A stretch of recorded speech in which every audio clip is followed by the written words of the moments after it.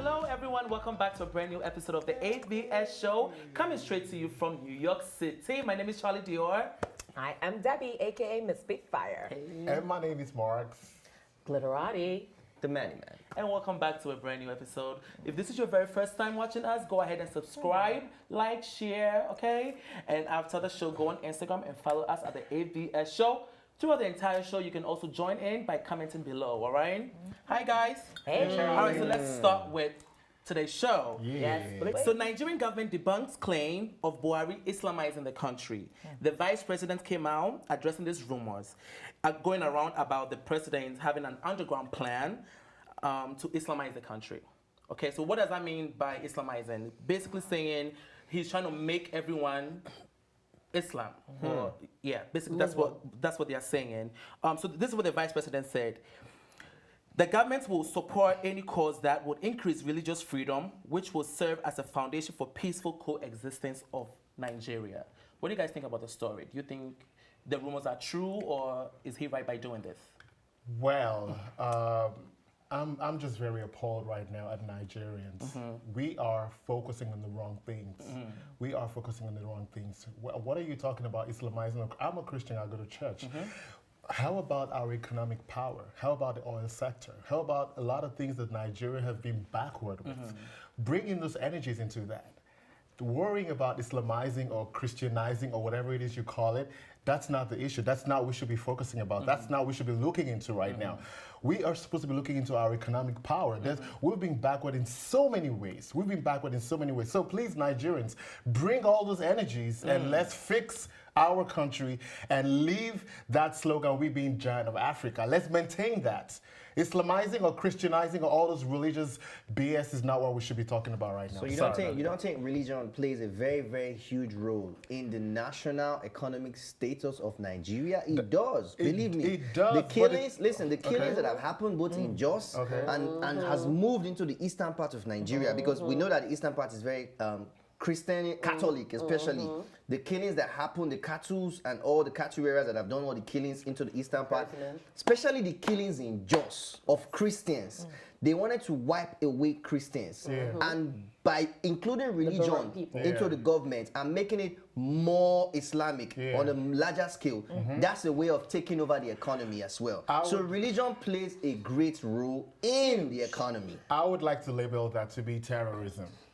I would like to label that to be... Why? Because it's Islamic? You're disturbing the peace. All right? I would like to label that to be terrorism. I'm not saying religion. Hold on. I know you want to talk, Lyra. No. Don't use terrorism as a term because of religion. Like when you talk about religion, that is not happening anymore. We're not going to do it on the show. I'm not displacing the place of religion. All right? Yes, I know it has its challenges, but I feel like there are other things about the country, about the nation itself, that we can drive all our energies to. But the thing about it is that you have to talk about the religious thing, because how did Buhari win? Did he not win all the Muslim places more than any other places? And that was one of his highest votes were there, which was based on religious, right? Religion sectors and things like that. What do you think about even just as getting somebody into office that is not that? It's a Muslim man. It's not Islamic. All the major ministers in Nigeria are Muslims. So you can't say one thing and close your eyes. We know that we have a lot of economical stuff and everything happening.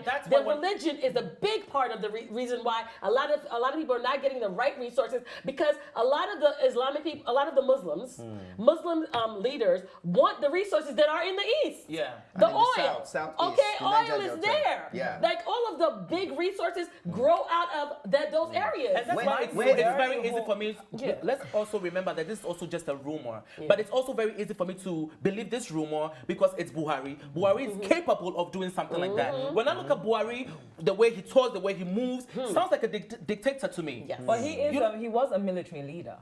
So a lot of times when you're a military leader, they never really break out of character. Even in as much as you're now in a democratic system of government, they still look at it as though they're in the military and it's a military regime. So when they dish out, you look at the way he's been going, he's been orchestrating his moves. When he dish out a command, it stays. He's not trying to ask for your own opinion. He's not in the floor for what they think. He just says what he says, and that's it's done. You're out. Look at what they did in Kano. Boom, you're out. The moment you challenge what he says or challenge his movement, he will take you out. To him, it's a military takeover. So when you're saying that, okay. when you're saying that religion doesn't play a part, or it doesn't really matter, it's inconsequential in the. That's not what I'm saying. That is how. That is exactly what you said. You're saying that it's a very minute part of what Nigeria is facing. It has a major part to play because the moment when you put religion and war, if you look at the history of religion and war, they go by side by side. You're saying that it doesn't matter. Islam itself has a history of, and I shouldn't be saying it because, I have Islamic people in my family, but they do have a high history. Christianity too. So can I just jump in real quick? Yeah. Why is he not attacking the Boko Haram then? God bless you. Because, see, he's the...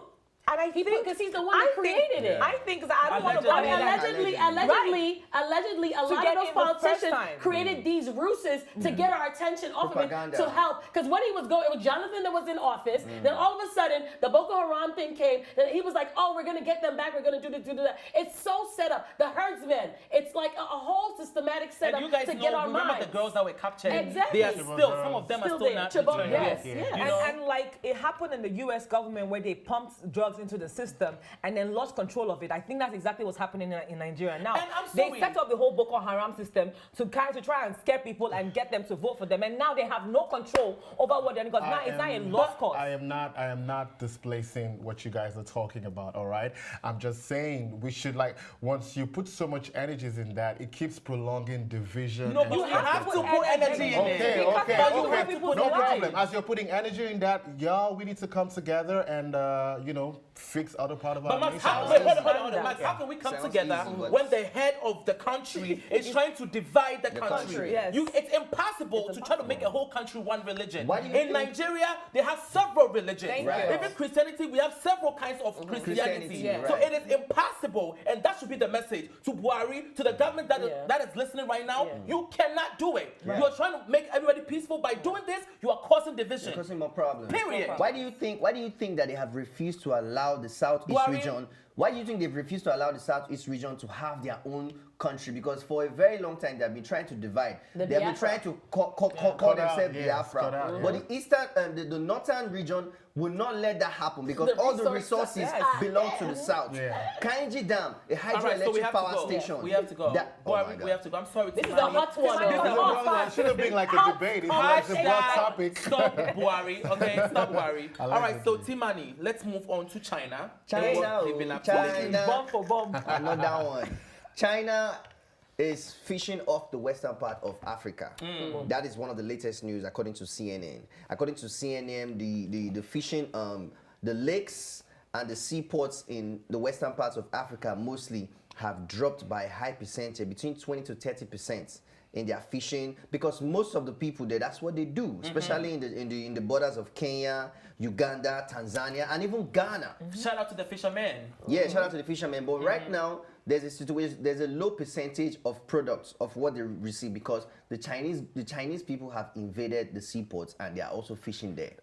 So who is to blame? Who is to be blamed for what's going on in the fishing? Yes. I'm not blaming China. It's illegal. I'm not blaming. What are they using? Chemicals or stuff like that? They're using chemicals. I'm not blaming. Our own people are doing it. We are polluting our waters. Okay. If you go to these African countries, most of these African countries, these children are shitting in the seas. Okay, they are trash everywhere. Let's start from home. Before the Chinese came in, we have been polluting our own seas and our own neighborhood for years. Yeah, but the Chinese will take part of the blame, but our own people will also take part of the blame as well. But the ecosystem has never experienced such a very, very high drop. And we have been living there for years until the Chinese people has invaded the seaport. So what is the problem? Who is to blame? The disturbing thing is that the local fishermen are not gonna have any fish to get. That's eventually, because eventually happened in Jamaica too, where they're fishing and fishing and fishing. So now, how do you sustain yourself or sustain your livelihood if you can't get small fish? At least you can get your fish to eat. Now the Chinese are in there, and those chemicals are detrimental to also when you think about infant mortality rate. When you think about the kids and things that are going into the system because they're drinking that water, even though they're shitting or whatever you're saying in the water, which is manure, so it's fine. No, it's not. It's fine. No, it's manure. not. There's aqua plants on that need that manure. They need the manure down. You want the aqua plants or you They want need fish? the sheets. But we don't need the chemicals. We don't need the chemicals. Before the Chinese came, our own people were still using chemicals to fish. We were using DDT to fish. Dichlorine, diphenyltrichloroethane, that chemical. They were using it to fish. So please, gave it to them to fish? let's blame our own people too. Let's blame our own people too. Guys, don't forget that Somalia actually gave them fishing license to also do that. But that's the government. That's what I'm saying. That's why I say who is to blame? It's the government. You know, so it's West Africa. We when they give them that license to fish, they got something back, Abi. Yeah. Here we go. Business transaction. My question to you guys is this: what is the penalty for those that we know that Chinese people are fishing illegally, but what is the penalty that we're giving them? What are we dishing out to them for fishing in our waters illegally? Like, the thing about it is that whenever Chinese people are caught doing something, when they're caught illegal mining or something, eventually something happens, they pay somebody off, do something, and they go back home, or they continue doing what they're doing. So it's the systems that are in place are not holding them accountable. The government. So they will continue doing what they're doing till somebody literally pushes back. That's crazy because in China they also fish illegally, and there they have punishments for fishing. Penalties like they will seize your license, they will cut off your they will probably suspend you for a year.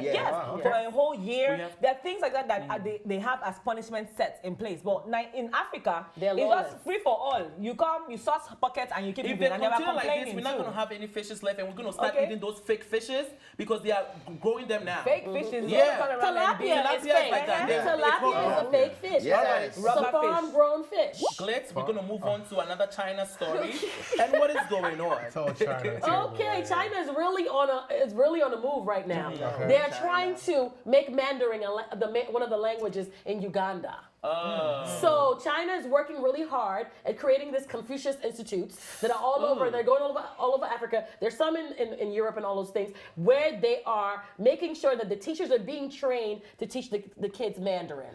So they want Mandarin to be one of, like how English is one of the main languages all over the world. Right. Now China wants that because that makes you even more of a superpower, right? So this is all systematically. Systematically. People always say I had this conspiracy theory, but they're literally taking over Africa because it's happening in Kenya, it's happening in different parts of South Africa, Uganda, Zimbabwe. So all these places are they're teaching them Mandarin, and Mandarin is it's all characters. It's characters. It's not even words. It's tonal based. So and the teachers are learning, and people are like the Uganda people saying, "Oh, we're happy. Oh, we'll get jobs if we leave. Yes. We'll go here. We'll go there." And the thing also, the thing about it is that some of them don't know how to speak English, which is fine. You don't have to know how to speak English, but Mandarin is literally like almost 40% or something like that. People are starting to learn it, and it's in high school, secondary school. They're teaching it. So this is the next thing. It started with a couple, like one of the Chinese ladies who got married to a Ugandan man, and then they had the idea to go to schools and teach students before the Chinese bodies came on. Now, when it comes to foreign bodies, especially China, it's always going to be very dicey. Africa is in their agenda. Money.